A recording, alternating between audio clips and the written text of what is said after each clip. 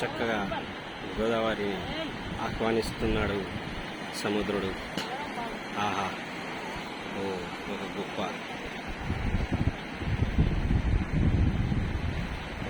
ఆవిష్కరణ జరిగింది. ఓ వావ్, సముద్రుడు చాలా చక్కగా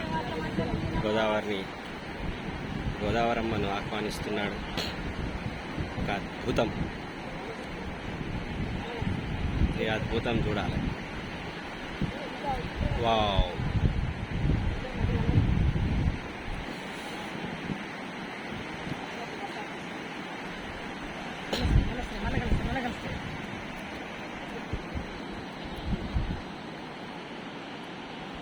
అది